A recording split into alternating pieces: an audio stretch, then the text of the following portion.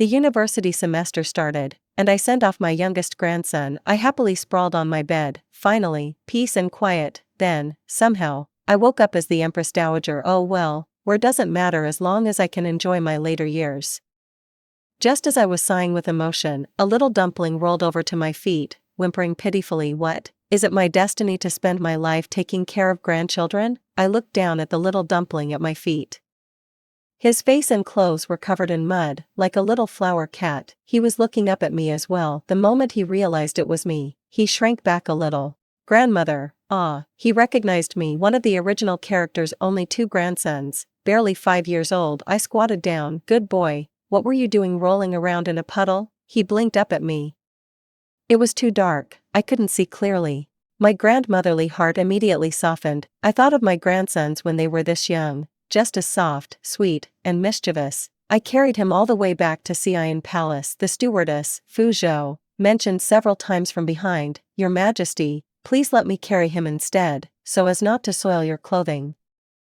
The child in my arms stayed silent, his little fingers clutching at the front of my robes, which were already streaked with mud. While wiping his face, I asked him, what was our little Ci doing in the imperial garden so late? After a long silence, he said, "This afternoon, I ruined the writing Zhu had finished."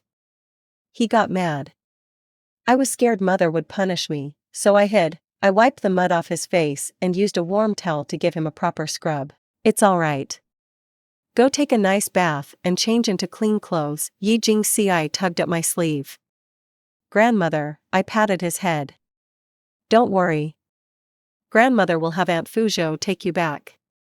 Your mother won't punish you." As I spoke, I pinched his freshly cleaned, soft, white cheeks. So soft, when Fu Zhou led him away, he reached back to grab the handkerchief I had used to wipe his face. "It's dirty. I will wash it and return it to grandmother." What a thoughtful child. How did he end up becoming a bloodthirsty tyrant who destroyed an entire kingdom? I thought of the ending in the book and couldn't make sense of it. Fu Zhou returned later to report that Changle Palace was as peaceful as ever. The Empress was teaching Yi Jingzhu to read, and no one had noticed Yi Jingxi had been missing for half the day. I said nothing as I stirred the bird's nest soup in my bowl. Fu Zhou asked, "Does tonight's supper not suit the Empress Dowager's taste? Shall I have someone redo it?" "No need," I set down my spoon. "Tell the kitchen to make some sweet dumplings and hot soup. Quickly. Bring them up, and we'll go to Changle Palace." Before we even reached the door, we heard the sounds of pleading from inside. "Your Majesty, His Highness truly is ill. He's been feverish since he came back, and now he's already somewhat delirious." Fu Zhou recognized the voice. "It's Ning, the maidservant by the first prince's side." The Empress's calm voice followed, "I am his mother. Would I not know whether he's ill? He's feigning illness to avoid my punishment, and you dare to lie for him? It seems you have no regard for your own life." Ning was crying. "Your Majesty, I truly am not lying. I beg you, please summon the imperial physician for a look, just one look. His Highness is really sick." Then, a child's soft voice chimed in, Mother, I think brother really isn't feeling well. He's been sleeping ever since he came back, and he won't respond when I call him." The Empress remained composed. "Don't mind him. He's just guilty and too afraid to face you. He's not ill. He's only pretending to avoid my punishment. Zhu, be good. Don't learn from him." I kicked open the doors of Changle Palace. The Empress was startled and quickly saluted. "Mother, what brings you here?" Before I could respond, little Yi Jingzhu, not even 4 years old, toddled over and clung to my leg, exclaiming, "Grandmother." I bent down to pick him up, walking toward the inner chambers as I replied, "If I didn't come, wouldn't my eldest grandson have just died from his illness?" The Empress froze for a moment before saying, "Mother, how could you say such a thing? It's just the servants exaggerating. Ci is perfectly fine, he's just..." I had no patience for her nonsense. Lifting the curtain of the bed in the inner chamber, I revealed a tiny figure curled up on the enormous bed. His cheeks were flushed red, and he was trembling all over. Yi Jingzhu clung to my neck and called out to the bed, "Brother." Yi Jingxi barely managed to open his eyes. The first person he saw was me, and the second was the Empress. He immediately tried to prop up his small frame to get off the bed and salute us. Grandmother, mother, he almost fell before even kneeling properly, but fortunately, Ning reacted quickly and caught him. Before I could say anything, the Empress furrowed her brows and scolded him sharply, "You ungrateful child. Faking illness and troubling your grandmother to come in the middle of the night, what punishment do you deserve?" Ning seemed like she wanted to speak, but Yi Jingxi tugged her sleeve to stop her. At just 5 years old, the child wasn't even as tall as the maids. He was so sick he could barely stand, yet he still forced himself to bow and apologize. "Mother, it is my fault for being unfilial." Only then did the Empress turn back to me and say, "Mother, as you can see, this child is not ill. He's just mischievous by nature. He caused trouble and, fearing I'd punish him, came up with this ploy to avoid responsibility." I remained silent the entire time. It was only then that I instructed Fu Zhou to take Yi Jingzhu out of the room first. Then I asked Ning to summon the imperial physician from the Imperial Medical Bureau. The Empress's brows knitted together in a scornful expression. She didn't dare lash out at me, though. Instead, she turned around, raised her hand, and swiftly slapped Yi Jingxi across the face. "Speak the truth to your grandmother. Just wait until the physician arrives. Let's see how you explain yourself then." A red handprint immediately appeared on Yi Jingxi's face. I was truly stunned. Without a word, I bent down and scooped the child into my arms. Yi Jingxi looked momentarily dazed but didn't dare resist. He lay quietly against my shoulder. Everywhere I touched, his body, his face, was burning hot. The Empress frowned and snapped, "Get down now." The little boy's body trembled slightly. I held him tighter and patted his back gently. "It's all right. Don't be scared." Then I moved closer to the Empress and said, "Come, touch him yourself." She hesitated but eventually reached out to feel Yi Jingxi's forehead. "Is he hot?" She remained silent for several moments before finally speaking. "Mother, this child's thoughts have always been far deeper than those of other children. He's full of bad ideas. Today, he sneaked out for most of the day. When he returned, I was busy putting Zhu to sleep and didn't notice him, which is why I overlooked this." As she continued making excuses, I set Yi Jingxi back on the bed and wrapped him snugly in the quilt. I waited until she was almost done with her rambling. Then, without a second thought, I swung my hand and slapped her across the face. "Whether he's really sick or faking it, can't you use your eyes to look? Don't you have hands to feel? You call yourself his mother? I say you're nothing but heartless." The Empress was dumbfounded. Yi Jingxi was also dumbfounded. The Emperor, who hurried over upon hearing the news, was also dumbfounded. The imperial physician said that Yi Jingxi had caught a severe cold and was burning with a high fever. Fortunately, the imperial physician was called in time, otherwise, for such a young child, dragging it out for an entire night would have been a serious issue. I sat by the bed, holding the child's hand. It was alarmingly hot. My heart felt like it was burning along with it. "My poor little grandson, what kind of mother is this?" The Empress stood to the side, still bearing the slap mark on her face. The Emperor approached and said, "Mother, Qingyi was just momentarily negligent. You've already vented your anger, and the imperial physician have been summoned. Can you let it go now?" I looked up at my son in front of me. "Your son is sick, and you're not worried?" The Emperor forced a smile. "What's the fuss about a boy getting sick? The imperial physician came and prescribed medicine. He'll drink it, sleep, and recover." I let out a cold laugh. "What if the one who got sick today was the youngest?" I asked. "Would the Empress also be momentarily negligent? I've heard that the Empress personally puts Zhu to bed every night." The Emperor froze for a moment and instinctively replied, "Zhu is too young to be left alone." Naturally, slap. I gave him another slap. "Good." Now the whole family of 3 ended up with slap marks on their faces. Turning around, I picked up Yi Jingxi from the bed. "So Zhu is young, but Xi isn't." Tonight, I found Xi soaking in a puddle in the imperial garden for half the night without anyone noticing. Aren't they both flesh from the Empress body? If the Empress is too busy to take care of him, then I will. From today onward, Xi will live in Xi'an Palace." The Emperor was shocked. "Mother, shut up." Carrying the child, I headed out. "Instead of wasting time arguing with me, teach your wife how to raise children. If she doesn't learn, I'll slap you again." Yi Jingxi had just taken his medicine and was still dazed and lethargic. In my arms, he felt small and light, far too thin. The sedan chair swayed as we made our way back to Xi'an Palace. He opened his eyes while nestled against me. In a soft, small voice, he said, "Thank you, grandmother." I gently patted his back. "It's nothing, nothing at all.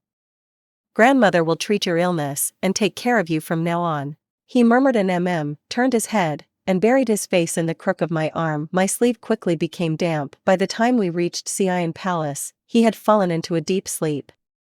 Fu Zhou began instructing servants to prepare bedding in the side hall while reaching out to take him from my arms. I brushed her off. "No need. He'll sleep with me." "But, Your Majesty," Fu Zhou tried to dissuade me, "the prince is still sick. What if the illness spreads to you?" "It's just a cold," I said, placing him directly on my bed. "The fever will subside after the medicine. It's not a plague. What's there to fear?" I was a light sleeper. At dawn, a slight movement in my arms woke me. I opened my eyes to see Yi Jingxi blinking drowsily, still a bit disoriented. I touched his forehead. It was no longer hot. "Did you sleep well? Do you feel uncomfortable anywhere? If you do, you must tell grandmother." He blinked at me again and again before suddenly reaching out to pinch my cheek lightly. In a soft voice, he said, "This is the best dream I've ever had." I pinched his cheek in return, this time with a bit of force. He gasped, looking both aggrieved and confused. "Does it hurt?" I asked with a smile. "If it hurts, then it's not a dream, it's real." He had just recovered from a fever and couldn't eat anything heavy. Worried that his meals might be too bland, I specifically instructed Fu Zhou to prepare more light and sweet pastries for the morning meal. Children always liked sweets. After all, to my surprise, when the dishes were served, he didn't show any preference. He picked up a small portion of everything, whether it was plain porridge, side dishes, or pastries. But only a small portion. He didn't reveal any particular likes or dislikes, let alone indulge. I deliberately placed a plate of lotus flower pastries in front of him and said, "These are delicious. Have another piece." "The porridge is tasteless, it's fine to drink less." He instinctively shook his head. "One must not be picky or indulgent when eating." "This is the rule." "Who taught you that?" He replied honestly, "Mother." I set down my chopsticks. "There are no such rules here with me," I said. "You can say what you like or dislike. Fu Zhou will take note, and in the future, you can eat what you like and avoid what you don't." He was still a 5-year-old child. Hearing this, his eyes lit up. "Really? Of course it's true." I nodded and placed a lotus flower pastry on his plate. "You are a prince, and there will be many rules to learn. But here with grandmother, being happy and healthy is what matters most." He clearly liked the lotus flower pastries and ate 2.5 pieces. The last half was too much for him. He wrinkled his face in distaste, wanting to throw it away but not daring to. Fu Zhou, ever quick, smiled and took it from him. "Your Highness, there's no need to force yourself. Her Majesty already said you don't have to eat what you don't like." I handed him a towel to wipe his hands when a sharp reprimand came from the outer hall. "Asii, how rude." He had been sitting upright, but at the voice, he shot up like a startled rabbit, shrinking back in fear. I turned to see the Empress entering the hall. "How have I taught you?" she scolded. "No manners at all. How dare you let the Empress Dowager wipe your hands for you?" A perfectly good breakfast was completely disrupted. The Empress had come at the expected time to pay her respects to me, but as soon as she arrived, Yi Jingxi acted like a mouse in front of a cat. He didn't dare sit down and stood silently in the hall with his hands lowered. The Empress sat by my side and coldly questioned him. "Your grandmother showed leniency because you were unwell, yet you behave so rudely and lack proper decorum?" He lowered his head and replied, "I was wrong." I placed my teacup heavily on the table. "I'm not treating Asii leniently just because he's sick." I glanced at the Empress. "He's my own grandson, and my love for him is genuine. It's just wiping his hands, nothing more. Back when the Emperor was young, I cared for him in the same way." Does the Empress think the Emperor was acting inappropriately as well? The Empress was momentarily speechless. "Mother, that's not what I meant." She cast a glance at Yi Jingxi, who stood quietly, and said, "It is time for you to go to the study hall for your lessons." I replied indifferently, "The weather is so chilly, and he had a fever just yesterday." I've already instructed the tutor to come to Xi'an Palace. I'll have a study set up for him here, so he can continue his lessons without interruption and avoid going out to catch a chill again. The Empress furrowed her brows slightly and seemed about to say something, but I had already raised my hand and instructed Fu Zhou, escort His Highness to the study. Yi Jingxi performed his farewell ritual properly without a word and obediently followed Fu Zhou out. Watching his figure disappear beyond the hall doors, I spoke again. He is already 5 years old, an age where he can understand reason. The Empress smiled and said, "Mother, you are right. I will ensure that he is properly taught." I cut her off. "You know exactly what I'm referring to, don't play dumb." Her gaze sharpened. "Consort Rong is already dead. The grievances between you, the Emperor, and her must not be taken out on the child." I fixed my gaze on her face. "Xi is also your biological son. When he was sent to be raised by Consort Rong, it was the sin committed by you and the Emperor as his parents. What did it have to do with the child? Did he have any choice in the matter?" The smile on the Empress's lips froze. After a long pause, she finally said, "He was raised by Consort Rong until he was 4. When he first returned, he called for Rongjin every night. The habits in Jinshan Palace are full of bad influences, and his thoughts are far more complex than those of an average child. I worry he might stray onto the wrong path." "Mother, while he appears obedient and sensible now, how do we know he isn't just pretending to win your favor?" "Whether it's an act or not, I can tell," I said. "I made it clear last night, if you find him displeasing, let him stay at Xi'an Palace for the time being. I will only say this to you once today. Empress, you are the mother of this nation and his biological mother. If you speak of teaching the child, then stop making excuses for your own selfishness." When the Empress gave birth to Yi Jingxi, it was a difficult labor, and she nearly lost her life. After much difficulty, the child was finally delivered, but before he could even be placed in his mother's arms, the Imperial Astronomical Bureau announced a so-called heavenly omen. They claimed that this child could not remain in Fengchao Palace for long. Otherwise, not only would both mother and son be in grave danger, but it would also jeopardize the nation's fortunes. After much calculation, the officials of the Astronomical Bureau determined that the best location for raising the child was in the southeast. That location happened to be Jinshan Palace, where the favored concubine Consort Rong resided. That very night, Yi Jingxi was sent there. For the next few years, mother and son met only a handful of times, mostly during the annual palace banquets. In contrast, Consort Rong, with a prince in her care, managed to monopolize much of the emperor's attention. It wasn't until Yi Jingxi was 2 years old and the emperor and empress had their second son, Yi Jingzhu, that the situation slightly improved. A year ago, Consort Rong was convicted of a grave crime. When her misdeeds were exposed, it was discovered that the so-called heavenly omen was her scheme to seize the child. She was subsequently imprisoned in the cold palace, where she took her own life. Yi Jingxi was then returned to the care of the empress, but the empress had already lost her maternal instinct toward him. After all, the second prince was personally raised by the empress herself. Though it was only for a few short years, the bond between a child and their mother is always forged in those critical early years. Fu Zhou sighed as she recounted these events. "Your Majesty, please don't be upset with the empress. Whenever she sees the first prince, she can't help but recall Consort Rong's actions back then, which nearly caused a rift between her and His Majesty. It's no surprise that the grudge is hard for her to resolve, but it's truly pitiful for the first prince." I listened absent-mindedly, glancing at the deepening night outside. The light in the study was still on. In the blink of an eye, Yi Jingxi had already been living in Xi'an Palace for half a year, I calculated. "His birthday is coming up, isn't it?" Fu Zhou nodded. "It's in 5 days. But from what I see, His Majesty and the Empress don't seem to have made any preparations." I waved a hand. "Go and summon him. I'll ask how he wants to celebrate.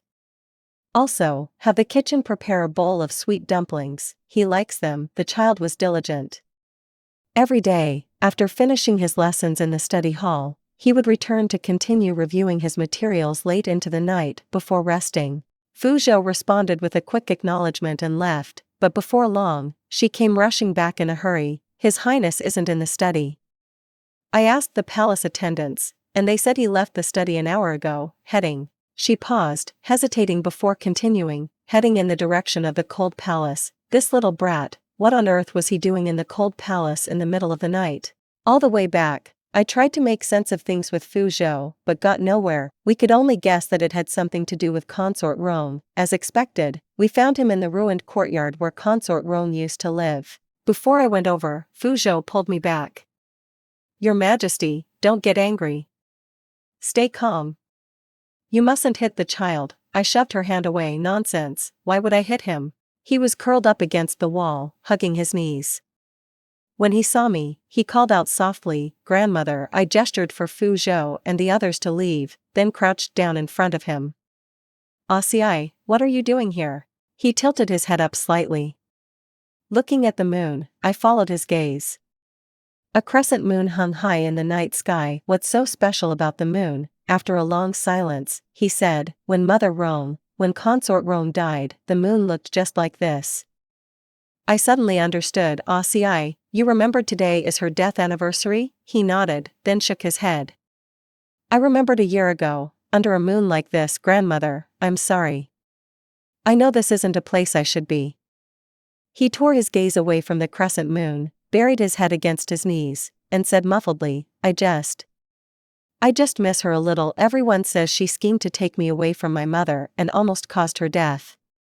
Since I was little, she always told me I must strive to become the emperor. I should hate her, right? But I keep dreaming of her, how she used to coax me to sleep, cook my favorite dishes, and hold me when I was sick, just like you do. She was a bad person. I shouldn't think of her. Father and mother are good people." The child, not even 6 years old, looked up with a face full of tears. This was the first time I'd seen him cry since I brought him to Xi'an Palace. He choked. "But they don't like me." Though the Empress never liked Yi Jingxi, she was right about one thing. He was young, but his thoughts were far deeper than those of other children. He understood exactly how his parents treated him, but never said a word. So why did he suddenly break down tonight, overwhelmed with grievance?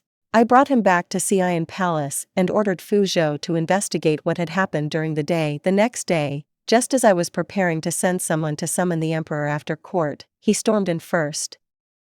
The moment he entered, he greeted me briskly and barked to the eunuch beside him, "Bring that ungrateful brat here." I gestured for him to sit. "What is this about?" he fumed. "Mother, you've always been kind and lenient, but you can't condone him blatantly going to the cold palace to pay respects to a condemned woman. The Empress and I are right here, and yet he thinks only of that fake mother of his?" Yi Jingxi followed the eunuch inside, but before he could kneel and pay his respects, the emperor kicked him hard. "You heartless thing!" Yi Jingxi hadn't even steadied himself before he fell to the ground with a loud thud. My hand moved faster than my mind. A teacup went flying, smacking straight into the emperor's face. "And I think you're the heartless one." Seeing the situation escalate, Fu Zhou quickly ushered the eunuchs and attendants out of the palace. Now, only the three of us remained. Yi Jingxi, who had fallen to the ground, quickly straightened up and knelt properly. The emperor wiped tea off his face and pointed at him, still enraged. "This is exactly how you behave, to charm your grandmother into spoiling you for everything, isn't it?" He sighed heavily and turned to me. "Mother, in other matters, I could overlook things. But this concerns moral order and human decency. If he isn't punished and word spreads, how will we maintain control over the court's opinion? How do you know I didn't punish him?" I glared at him. Last night, after bringing him back, I already made him kneel in the quiet hall for half the night. I called to Yi Jingxi, "Your father might not believe me. Why don't you get up and show him your knees?" Without a word, Yi Jingxi began to roll up his pant legs. The emperor, his face dark, stopped him with a shout. "Enough. If your grandmother has already punished you, I'll let this go for now. But if you dare to do this again, you can go live in the cold palace permanently." I clenched my teeth to hold back the urge to hurl a second teacup at his head. "Ci, get up," I said, gesturing to Yi Jingxi. "Sit and speak." He glanced at the emperor. The emperor shouted at him, "When grandmother tells you to get up, you get up." I couldn't take it anymore. "Why are you shouting?" As Yi Jingxi hesitantly took his seat, I turned to the emperor. "You're his father. Can't you talk to your child properly? You're nowhere to be seen when he needs guidance, but the moment something goes wrong, you come rushing in. Isn't it because you're afraid of losing face as the emperor? The emperor frowned deeply. Mother, you can't put it like that. You dote on the boy, but you can't disregard the royal family's dignity. Fine, let me ask you this, Aussie's birthday is approaching. You and the Empress haven't lifted a finger to prepare anything, and that's bad enough. But when the child asked you for a small token to celebrate, you scolded him instead? If word of this gets out, do you think the royal family's image will be any better for it?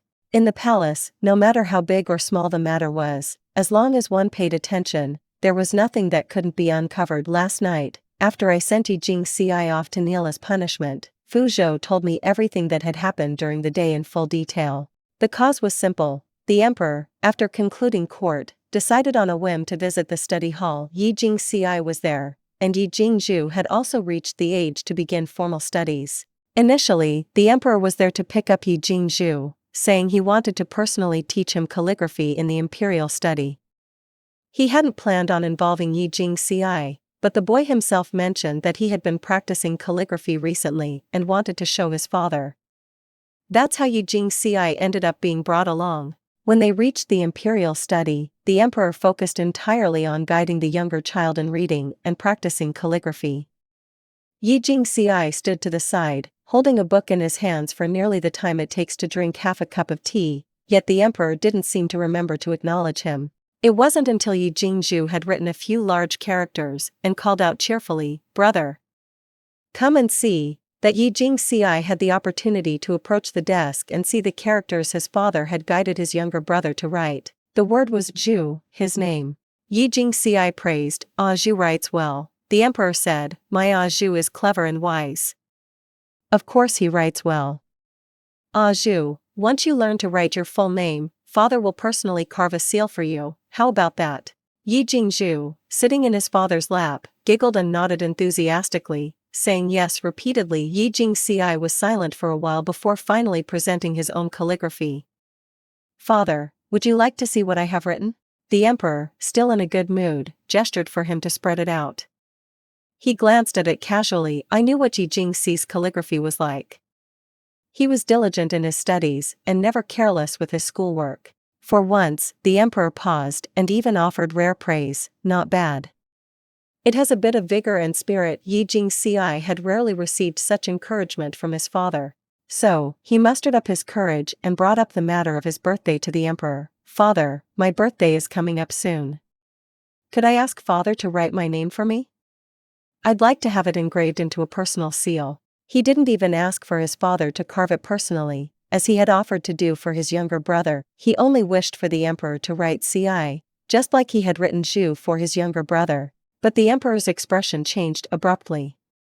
He scolded him on the spot for being thoughtless and lacking in propriety, accusing him of competing with his younger brother over such a trivial matter as a seal. "Clearly, you've been taught by that petty Rongjin to vie for everything, without the slightest hint of humility." In the end, Yi Jingxi left the imperial study alone, clutching his pages of calligraphy.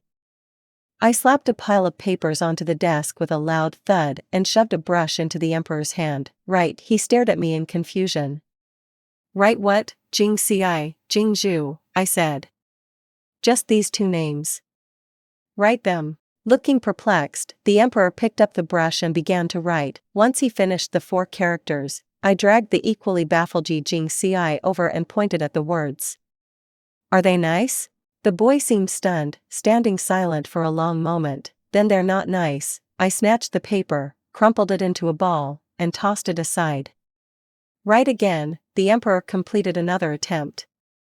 I turned to Yi Jingxi again. "Are they nice?" Yi Jingxi finally snapped out of his daze and stammered, "Why yes." I shook my head. Hesitating means they're still not nice. I grabbed the paper again, crumpled it up, and tossed it away. "Keep writing." After the 3rd attempt, before I could speak, Yi Jingxi immediately and decisively praised, "Father's handwriting is truly excellent." The emperor gave him a meaningful glance and was about to set the brush down. I said calmly, "Really? I think it's just average, mother." The emperor looked exasperated, trying to say something, but I cut him off. Don't you love teaching others to write? Shouldn't your own handwriting be impeccable? Why are you staring at me? Keep writing. And so it went, over a dozen attempts. By the time half a cup of tea's worth of time had passed, the desk was piled with crumpled sheets of paper. The emperor's face had crumpled just as much. After another round, Yi Jingxi no longer praised the calligraphy. Instead, he quietly tugged at my sleeve. Grandmother, I patted his head. Do you sincerely think it's nice? He nodded vigorously. It's really nice. Sincerely, all right, then, I nodded in approval and said to the emperor, take this sample to have it engraved. Since you're personally carving a seal for Zhu, I should have one too. You've been emperor for so long, and yet you can't even treat your own sons equally. How can you claim to be just and fair to the people of the world? Anger briefly flashed across the emperor's face. Mother, that's going too far.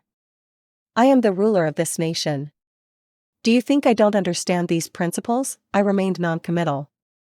If you understand, then that's best. The emperor set the brush down and rose to his feet, giving Yi Jingxi a deep look. Yi Jingxi released my sleeve, stepped forward, and knelt down properly. He bowed and said, "Thank you, father, for the reward." The emperor stood silent for a long moment before sweeping his sleeves and leaving. Halfway through the evening meal, a crowd of officials from the Department of Food and Clothing flooded into Xi'an Palace. May the Empress Dowager live long. We come under the emperor's decree to prepare for the prince's birthday banquet. I watched as Yi Jingxi finished the chicken soup in his bowl, then waved a hand at Fu Zhou. Yi Jingxi's preferences had long been recorded in detail. Fu Zhou personally took the small booklet and matched everything item by item with the officials. Holding his bowl, Yi Jingxi peered over its edge with a face full of curiosity and excitement. After so long under my care, this child finally showed some innocent childlike joy in my presence. Grandmother, he said, barely able to contain his excitement. Is father really throwing me a birthday banquet? You're the first prince. It's only proper to hold a banquet for your birthday. I picked up some food with my chopsticks and placed it on his plate. But don't get too excited yet. The palace banquet will be formal and grand. Don't let the occasion overwhelm you. I won't. He raised his head and answered with a bright smile. Don't worry, grandmother.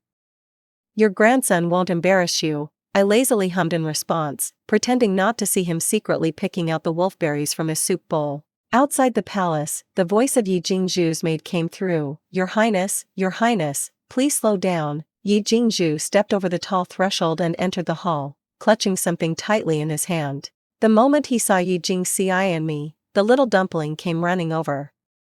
Grandmother, I bent down to scoop him into my arms and pinched his chubby cheek. Zhu, why are you here? I came to give brother a gift. He raised his chubby little hands, revealing a red string between his fingers. When he opened his palm, it turned out to be a golden longevity lock. Look, brother, he held the lock up in front of Yi Jingxi. Mother said your name is here. Sure enough, in the center of the gold filigree design, a tiny character for CI was engraved. Yi Jingxi froze. I took the lock and asked Yi Jingzhu, did your mother ask you to bring this? He nodded. Mother said this is brother's birthday gift. He fumbled around his own collar and eventually pulled out an identical longevity lock. Look, brother, Zhu has one too. However, in comparison, the one engraved with the character CI looked a bit older. I recalled that it was made before Yi Jingxi was born, during a blessing ceremony the empress specially arranged at the imperial temple. I handed the lock back to Yi Jingxi. He wiped his hands repeatedly on his clothes before carefully taking it from me. He stared at the lock in his hands in disbelief, glancing between it and the one hanging from Yi Jingzhu's neck. Yi Jingzhu clung to my neck in surprise. Grandmother, what's wrong with brother? I patted his head and reached out to wipe away a tear from the corner of Yi Jingxi's reddened eye. He's happy. That evening, Yi Jingzhu stayed overnight at Xi'an Palace. The two brothers laughed and played together until the middle of the night. When the younger one grew too sleepy, his head bobbing up and down, Yi Jingxi didn't call for anyone. Instead, he huffed and puffed as he carried his little brother to the bed himself. When Fu Zhou went to check on them later, the two little ones were fast asleep, nestled together with their heads resting on each other's shoulders and hands against each other's heads. This year, Yi Jingxi was 6 years old, and Yi Jingzhu was 4. There were still 14 years to go before the events of the original story, where Yi Jingxi would ascend the throne, personally cripple Yi Jingzhu's limbs, and exile him. Although I was advanced in years, my memory remained sharp. I clearly remembered in the original story that before Yi Jingzhu's elder brother crippled his remaining limbs, his right leg had already been lame for many years. It had happened during the bitter winter of his 13th year. He had fallen into the deep lake in the Imperial Garden, where a rock beneath the water had cut his leg. The freezing cold exacerbated the injury, leaving a permanent after-effect. When he woke from his coma, the Emperor and Empress asked him how he had fallen into the lake. He was dazed for a long while, before finally saying he had accidentally slipped. The youngest and most beloved son narrowly escaped death, but was left disabled. While the Emperor and Empress grieved deeply, they had no choice but to relinquish the idea of him inheriting the position of crown prince.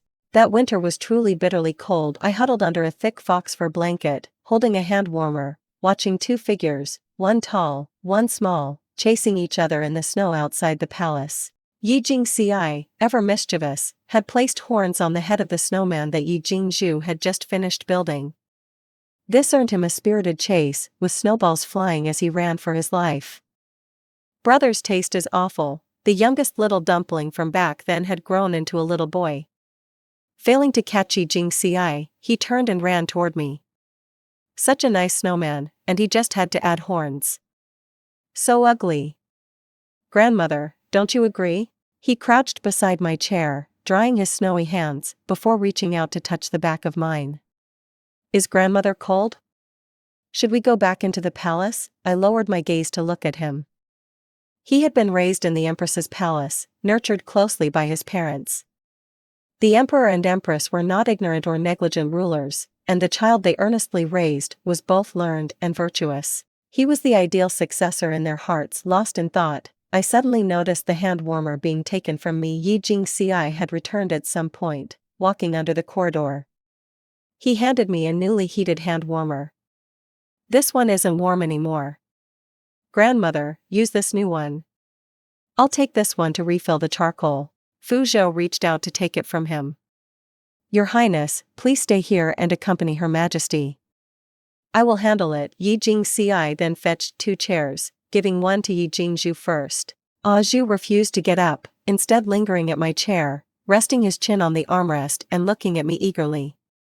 Grandmother, it's been so long since you told me a story. Can I sleep in Xi'an Palace tonight? Before I could reply, Yi Jingxi interjected, Grandmother, don't believe him. He's just craving Xi'an Palace's meals and trying to avoid mother scolding him. Yi Jingzhu's brows shot up as he feigned anger. Brother. As they exchanged words, Fu Zhou returned with the freshly prepared hand warmer. Yi Jingxi naturally took it, tested the temperature, and carefully placed it back in my arms, chuckling. If you want to hear a story from grandmother, don't come disturbing my sleep tonight. I waved my hand repeatedly. I'm too old. You two are too noisy. Whoever sleeps here will disturb my rest. I'll tell the story, but you both sleep elsewhere. Don't worry, grandmother. We won't let you tell it for free. Yi Jingzhu grinned. The Imperial Gardens lake was stocked with plenty of fish fry in spring. By now, they've grown fat. I've already discussed it with brother. In a few days, once the snow melts a bit, we'll catch a few and make fish soup for grandmother. I held the hand warmer, but said nothing. Yi Jingxi added, fish this time of year is firm and fresh. The soup will turn out thick and creamy, just the way you like it. Yi Jingzhu leaned close to my ear. Grandmother, we're only telling you about this. If father and mother find out, they'll definitely call it nonsense and forbid us from going. Please keep it a secret.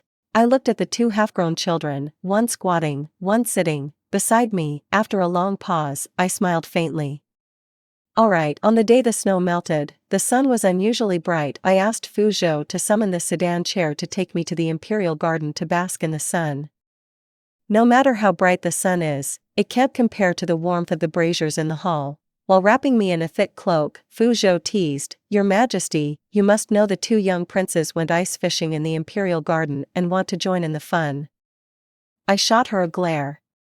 So clever, aren't you? She laughed freely, entirely unlike the stern and reserved demeanor she had when I first transmigrated. It had been 10 years since I came here. Even Fu Zhou, who had served the original Empress Dowager for half her life, had changed her personality. And I had spent those 10 years raising Yi Jingxi halfway to our destination. Startled shouts came from the direction of the deep lake. Something's wrong. Someone, help, His Highness has fallen into the water.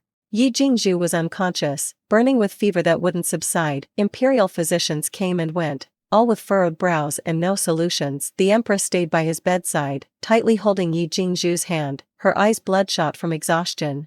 The Emperor, looking anxious, paced back and forth in the hall.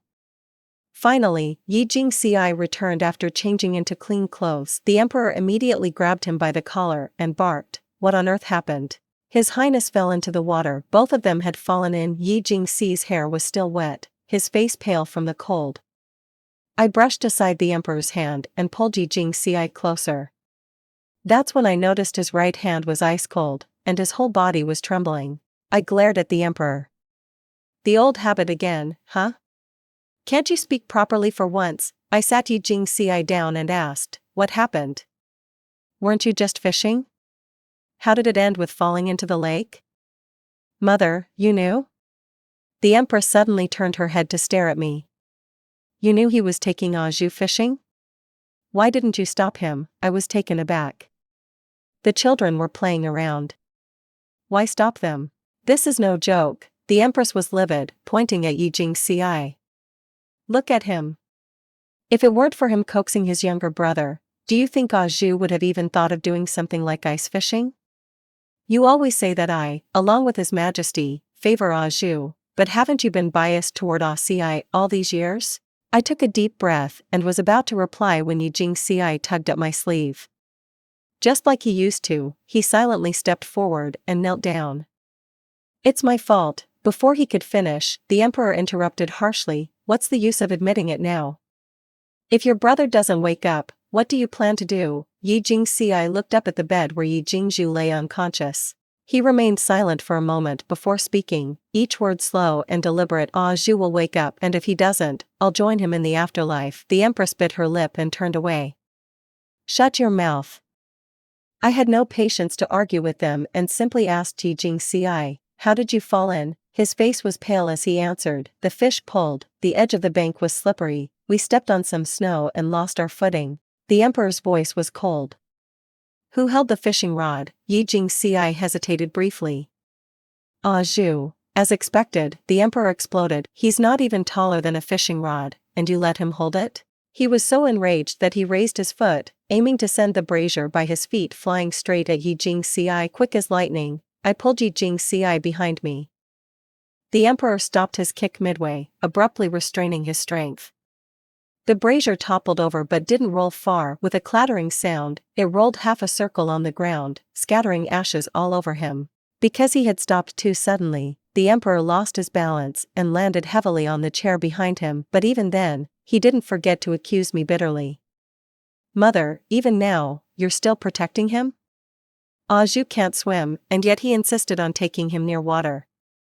I'm telling you, he has bad intentions." I pulled Yi Jingxi's hand forward, bringing him to stand in front of me. "It's been 10 years." I shook my head with a sigh, not even sure what expression to wear. "You two, as parents, are still blind and heartless." As I spoke, I rolled up Yi Jingxi's right sleeve. Layer upon layer of gauze was wrapped around his arm, from wrist to upper arm, with a long bloodstain seeping through. Zhu fell into the water and is unconscious. You are anxious, but would I, as the grandmother, not feel the same way? I raised Yi Jingxi's arm to show them. But the two of you only care about Zhu. Did you send anyone to check the adjacent side hall for Ci? Didn't he also fall into the water? I beckoned and called over the guard who had dived in to save them. What happened to his arm? The guard lowered his head and replied, "When I entered the water, both princes were far from the shore. The second prince had already fainted from choking on water. The lake was too deep, and the first prince was focused on pulling the second prince toward the shore.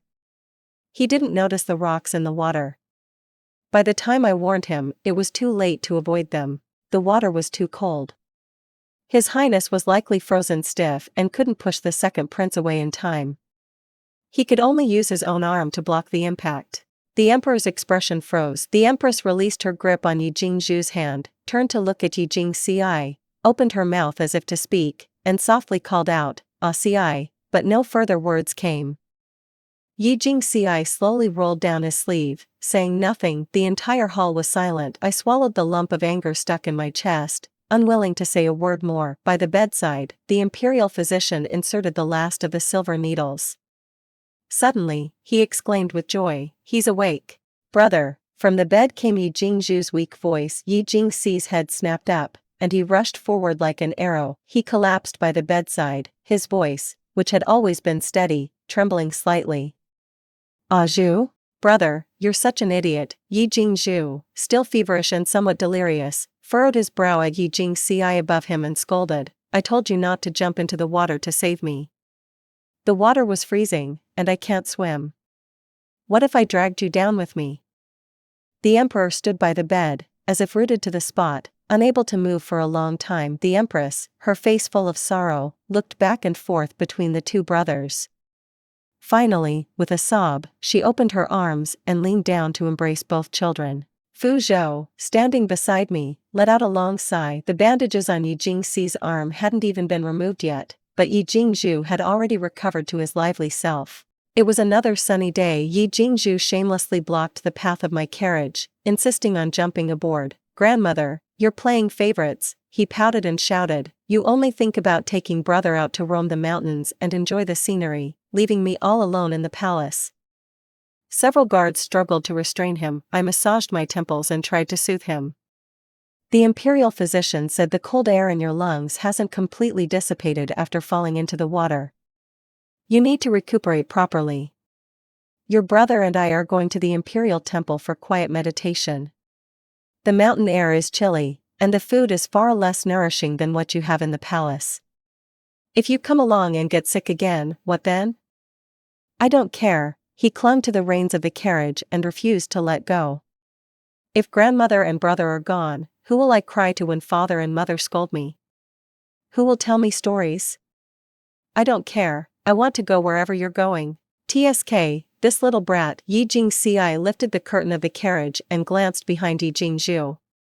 He lazily called out, "Father?" Yi Jingzhu immediately let go and turned his head, shouting, "Father, I wasn't trying to slack off." The corridor behind him was completely empty, not a trace of the Emperor in sight. But it was already too late. The moment he turned around, Yi Jingxi snatched the whip from the coachman. With a crisp crack, the horses charged forward, leaving Yi Jingzhu in a cloud of dust. "Brother, you tricked me again." The carriage sped out of the city, heading toward the imperial temple in the suburbs. Leaning comfortably against my seat, I asked Yi Jingxi, "What else have you tricked him with?" While roasting a tangerine over a brazier, he casually replied as he peeled the fruit, "Plenty of things. Like telling him I wouldn't make him a bow if he didn't finish his homework, or that I sold his private seal to buy back the ink and paper he wasted." "Which one are you referring to, grandmother?" The golden orange tangerine was roasted until it was warm and fragrant. He handed it to me once peeled, and then placed a plate for spitting seeds by my side. Fu Zhou chuckled from the side, "With your highness here, I feel like a bystander." "Stop moving around." I patted the cushion beside me. "Your hand isn't fully healed yet. Come and sit quietly." He picked out the remaining tangerines and stuffed a few into Fu Zhou's hands. "You eat some too, Aunt." Only then did he sit down next to me. Outside, the scenery flew by rapidly. The winding mountain roads grew more rugged, and the palace city grew farther and farther away. "Recently, a few senior officials in the court have recommended to your father that you take charge of affairs in the capital," I said while eating a tangerine. "Are you sure you want to leave the palace and go to the temple at a time like this? What's there to think about?" He seemed completely unconcerned. "I'm lazy and don't want to deal with such matters. This is just an excuse to escape and find some peace and quiet under the pretense of accompanying grandmother to worship." "Ah, Ci," I called his name. "You're turning 16 soon. You're not a child anymore." He raised his eyes and looked at me quietly. Yi Jingzhu was clever and quick-witted, and so was Yi Jingxi. More importantly, he was the eldest son. If he wanted to, he could fight for it. Have you ever thought about? I paused, becoming emperor. Even Fu Zhou's expression changed at these words. But Yi Jingxi just smiled nonchalantly. I used to think about it when I was a child. He bit into a tangerine segment and continued, when Consort Rong was still around, and when I had just returned to mother's side, I overheard her and father saying that they worried I was untrustworthy and didn't feel safe letting me be with Zhu. I listened quietly. Back then, I thought, is it really like what Consort Rong said? That if I became emperor, father and mother's gazes could shift just a little from Zhu to me? But later, I figured it out. His tone was gentle, almost indifferent. They just don't like me as much, I responded with a soft mm. You used to cry over this when you were little. He laughed heartily. After laughing, he crouched down. Despite his now grown stature, he leaned on my knee like he had when he was a child. Back then, I didn't understand. Now I do. His eyes sparkled. I still have grandmother. More than being emperor, I'd rather stay with you, safe, sound, and for a long, long time. Ever since you took me into Xi'an Palace when I was a child, I've decided to cling to you. I gently patted his head. But I'm getting old. Someday, I'll leave. Don't worry, grandmother, he said firmly. When that time comes, I'll be by your side. And I'm not afraid. I served as the Empress Dowager until I turned 80. From Empress Dowager, I became the Grand Empress Dowager. The emperor was my youngest grandson, Yi Jingzhu. He had an older brother, Yi Jingxi, who had grown up by my side since childhood. He held the idle title of a prince with no real power. Because he had no responsibilities, he often came to the palace to keep me company. Sometimes, when he saw I was bored, he would secretly sneak me out of the palace to his manor to have some fun, all behind his emperor brother's back. Because of this, my youngest grandson threw quite a few tantrums, but each time, his older brother skillfully smoothed things over. Oh, and there were also my son, the emperor who had abdicated to become the retired emperor, and my daughter-in-law, the former empress who was now the Empress Dowager. They too thought my eldest grandson was indulging me too much, but my eldest grandson had always been the closest to me since he was a child. As for his parents' words, they went in one ear and out the other. That day happened to be the Lantern Festival. The capital had a particularly beautiful lantern fair. I had told my eldest grandson early on to take me out of the palace. The palace lanterns, glazed lamps, and such, I'd seen them all my life and grown tired of them. The common folks' paper lanterns were much more interesting. We strolled through the lantern fair for an entire evening, solving riddles the whole time. On the carriage ride back, I leaned against the seat, dozing off. I was very sleepy. In a daze, I heard my eldest grandson call out to me, "Grandmother, we're almost home. Why don't you sleep when we get back?" Half asleep, I murmured, all right." Suddenly, without any reason, I wanted to call him, "Ci." He responded and leaned closer. "What is it, Ci?" It felt like I was dreaming, seeing that muddy little boy lying in a puddle. "Ci, don't be afraid. Grandmother is here." Ci's voice sounded near and far, muffled yet firm. "I'm not afraid." Then he asked me, "Grandmother, why are you smiling?" Why was I smiling? I smiled because I was proud. I had lived 2 lifetimes, raising children, and I had done a splendid job.